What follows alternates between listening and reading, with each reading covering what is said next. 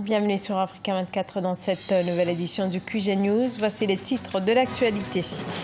L'opposition mobilisée en Côte d'Ivoire pour exiger une réforme en profondeur de la commission électorale considérée comme étant inféodée au pouvoir en place. Une mobilisation est annoncée pour le 23 juillet.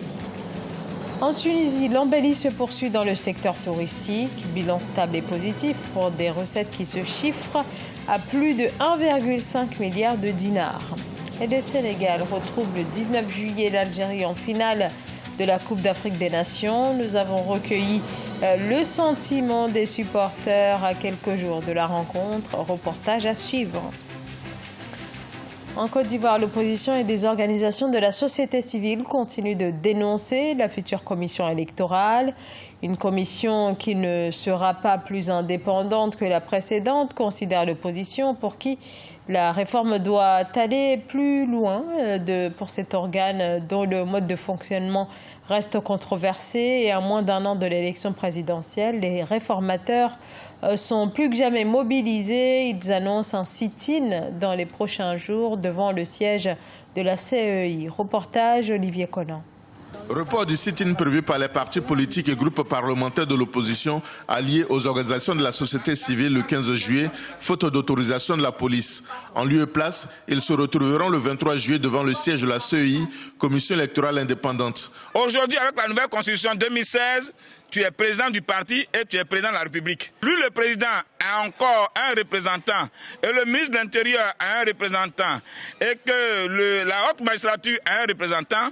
C'est le nombre du représentant du RHDP qui augmente puisque c'est lui qui nomme tout cela. La coalition des partis d'opposition et de la société civile réclame également la gratuité de la carte nationale d'identité dont le prix a été fixé à 5 000 francs CFA par le gouvernement afin que le maximum de personnes puissent prendre part à l'élection présidentielle de 2020.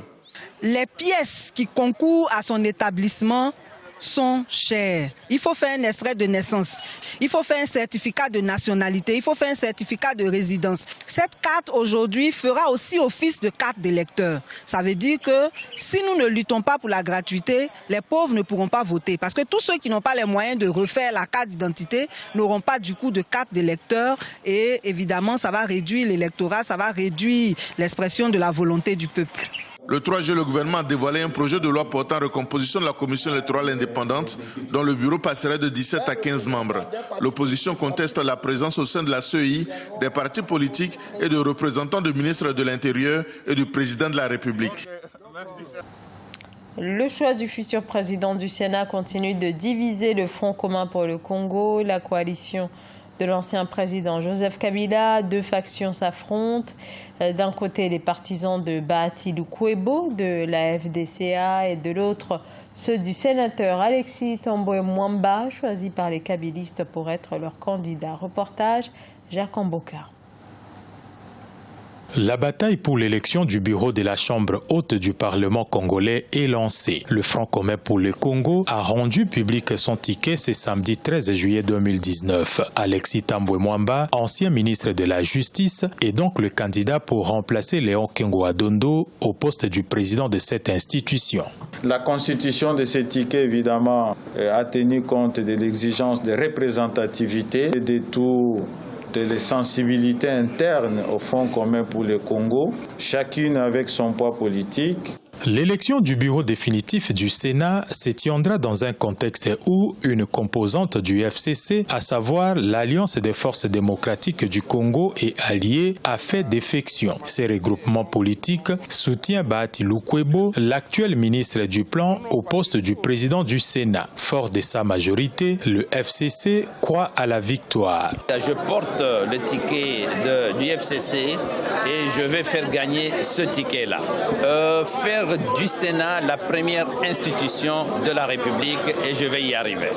Une institution de référence, une chambre de haute réflexion où nous allons veiller à ce que toutes les institutions de la République puissent fonctionner de manière cohérente. Majoritaire avec plus de 90 sénateurs sur les 109, y compris l'ex-chef de l'État Joseph Kabila, consacré par la Constitution sénateur à vie, le FCC nourrit l'ambition d'occuper 6 des 7 postes du bureau. Le poste de rapporteur adjoint est réservé à l'opposition.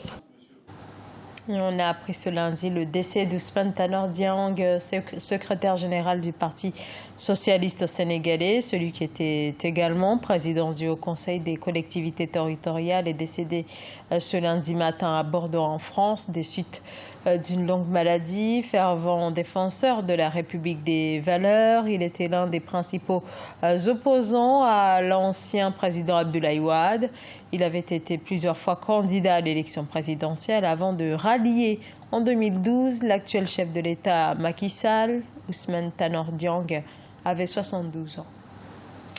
Les recettes du secteur touristique tunisien s'élèvent désormais à plus de 1,5 milliard de dinars, soit une hausse de plus de 40%. Il faut dire que le bilan des arrivées est très positif, avec plus de 2 millions de touristes étrangers depuis le début de l'année, marquant ainsi le retour de la Tunisie au niveau de fréquentation précédant les attentats de 2015. Ibayako.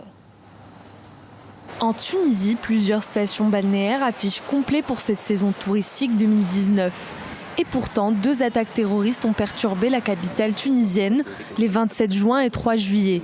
Ces incidents n'ont pas découragé les touristes à venir découvrir le pays. Ressenti, on n'a pas eu d'annulation, au contraire la demande augmente de jour en jour. Nous avons des demandes de nos partenaires tour opérateurs qui demandent des stocks supplémentaires. Donc je pense qu'il n'y a pas eu d'impact négatif par rapport au dernier événement. Les autorités tunisiennes ont renforcé la sécurité autour des stations balnéaires, les sites les plus fréquentés par les touristes. Nous sommes ici pour que les touristes se sentent en sécurité quand ils nous voient et pour leur permettre de passer de bonnes vacances et de profiter des plages de la Tunisie. À Hammamet, une ville située au nord-est du pays, des agents de sécurité en collaboration avec les hôtels sont postés sur les plages pour la sécurité des touristes. Il y a eu beaucoup de progrès de fait pour la sécurité de ce pays. Malgré ce qu'on peut dire, on est beaucoup plus à l'abri aujourd'hui ici que par exemple en France. À noter que les chiffres du secteur touristique sont en hausse pour cette année 2019. Les réservations ont augmenté de 30%, dépassant les 7% du PIB. Sur le projet de la monnaie unique de la CEDEAO et à 1 an de son entrée en vigueur, cette annonce choc du président ivoirien Alassane Ouattara qui indique que l'ECO sera arrimé à l'euro et que la future monnaie ouest-africaine est censée remplacer les devises en cours dans la sous-région, dont le très controversé franc CFA arrimé à l'euro selon une parité fixe garantie toujours par la France. Ange Bijou-Nomenio. Le passage à l'éco se fera en conservant le taux de parité fixe actuel avec l'euro. Cette déclaration du président ivoirien Alassane Ouattara vient pour lever un coin de voile sur certaines interrogations du moment, notamment la question du régime de change qui entourera la future monnaie commune. Pour le président ivoirien, ce changement ne devrait pas se faire dans l'immédiat, mais plutôt sur la durée. Sur le taux d'échange, aucun changement de parité ne devrait intervenir entre le franc CFA devenu ECO et l'euro, si cette nouvelle monnaie devrait arriver à adoption en 2020. Cela ne se fera pas dans l'immédiat. C'est un processus qui peut prendre plusieurs années. Selon le chef de l'État ivoirien, la parité entre le franc CFA et l'euro a donné de bons résultats au plan économique, dont la maîtrise de l'inflation dans la zone UEMOA. Les dirigeants des pays de l'UEMOA ont de ce fait réaffirmé l'approche graduelle pour l'adoption de l'éco, privilégiant un démarrage en 2020 avec les pays qui respectent les critères de convergence. Quand on a un régime de change flexible, notez bien que la politique monétaire est efficace.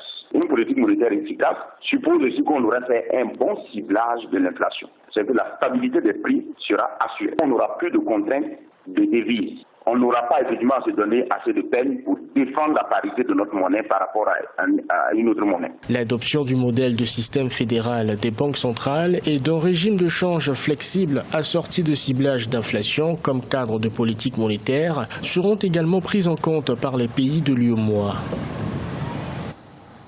Le Sénégal et l'Algérie s'affronteront en finale de la Coupe d'Afrique des Nations.